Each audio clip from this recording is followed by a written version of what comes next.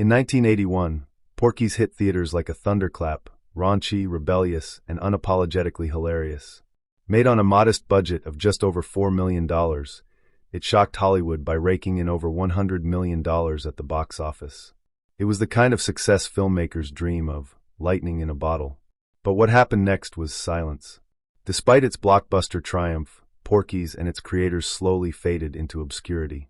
Director Bob Clark, though later known for A Christmas Story, never quite replicated Porky's explosive success. The cast, made up mostly of unknown young actors, didn't get catapulted into stardom. In fact, many of them quietly exited the spotlight altogether. While Porky spawned a few sequels, none captured the original's magic or its profits. It became a cult classic, but also a strange Hollywood mystery. How could a film that made so much money, that defined teen comedy for a generation, just vanish from mainstream conversation? It was a golden ticket that led nowhere. Porky's made millions, but its legacy disappeared like smoke from a wild party that no one wants to admit ever happened. Problem Child exploded onto screens in 1990 with a chaotic charm that audiences couldn't resist. Centered around a mischievous orphan named Junior, the film took a darkly comic twist on family movies, and it worked. Despite harsh reviews from critics, the movie was a massive box office hit, earning over $70 million worldwide on a shoestring $10 million budget. It spawned 2 sequels and even an animated TV series. But then, just like that, it disappeared. The film's breakout star, Michael Oliver, was everywhere until he wasn't. By his early teens, Oliver vanished from Hollywood, reportedly retiring from acting altogether. Co-stars like John Ritter continued working, but the Problem Child franchise lost steam, slipping into the shadows of 90s nostalgia. It became a strange memory, a film that once ruled theaters, sold toys, and plastered kids' lunchboxes, now reduced to a forgotten punchline. Hollywood had struck gold with A Bad Little Boy, only to bury the treasure and walk away. Problem Child made millions, broke all the rules, and then vanished like a prank no one wanted to clean up. Howard the Duck was supposed to be the next big thing, a George Lucas-backed, Marvel-adapted sci-fi comedy with a sassy talking duck as its lead. Released in 1986, it cost nearly $40 million, a massive budget for the time. And while it did make money overseas and gained cult status later, its domestic box office was a disaster. Critics panned it viciously. Audiences were confused. And Hollywood? It recoiled. Despite eventually raking in millions through international sales and home video, Howard the Duck became infamous, labeled one of the worst films ever made. The character, once poised to launch a franchise, was shelved for decades. Its lead actors, like Leah Thompson, distanced themselves from it, and Lucas himself took a financial hit. What was meant to be a game-changer ended up a cautionary tale. Years later, Howard would return in tiny Marvel cameos, but the original film remains a bizarre relic, a weird, expensive misfire that made money and then vanished. It was bold, it was different, and it was buried. A blockbuster duck that quacked too soon. In 1987, Mannequin brought magic, romance, and 80s flair to the big screen, and audiences loved it. The quirky story of a struggling artist who falls in love with a department store mannequin that comes to life was the kind of offbeat fantasy that only the 80s could pull off. Despite being slammed by critics, Mannequin became a surprise hit, grossing over $40 million against a modest $7 million budget. Its theme song, Nothing's Gonna Stop Us Now by Starship, topped the charts. For a brief moment, it seemed like the film, and its stars, were unstoppable.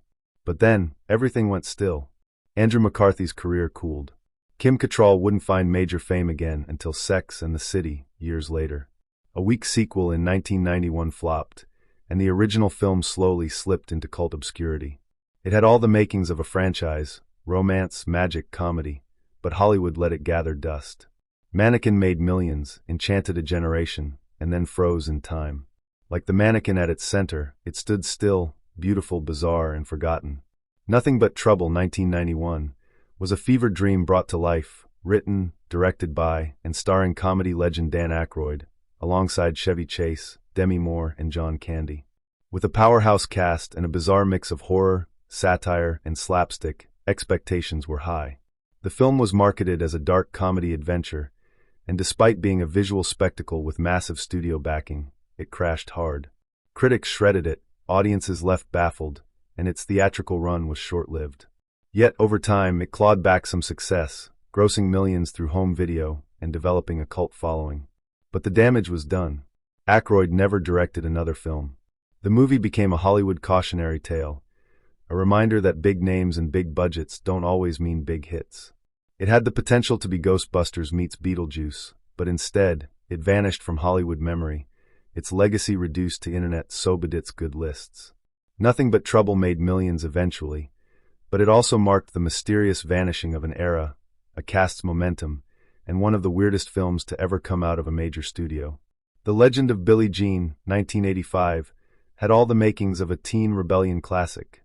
It followed a young girl, Billie Jean, who becomes a symbol of justice after standing up to bullies and corruption in a small Texas town. With the bold tagline "Fair is Fair" and a fierce performance by Helen Slater, the film spoke directly to 80s youth disillusionment.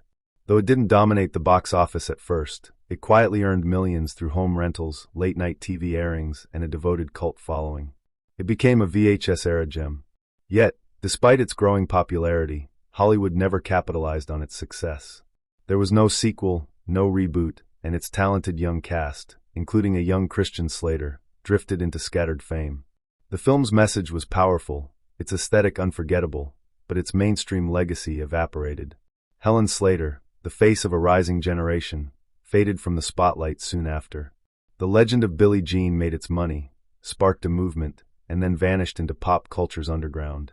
It's the legend everyone remembers, but Hollywood chose to forget. Electric Dreams, 1984, was a quirky, ahead-of-its-time techno-romance that fused love, computers, and synth-pop into a neon-lit fantasy. It told the unusual story of a love triangle between a man, his dream girl, and a sentient computer who falls for her too. With its surreal charm and unforgettable Giorgio Moroder soundtrack, including the hit song "Together in Electric Dreams" by Phil Oakey, the film felt like a stylish prophecy of digital love. While not a blockbuster on initial release, it made millions in international markets and became a cult sensation through home video. Visually creative and emotionally tender, it was embraced by 80s dreamers and tech geeks alike. But Hollywood didn't know what to do with it. Director Steve Barron, known for his groundbreaking music videos, never directed another major film like it. And despite its potential, Electric Dreams disappeared from the mainstream, rarely re-released and often forgotten in the digital age it tried to predict. It was a love story powered by wires and wonder, one that made money moved hearts,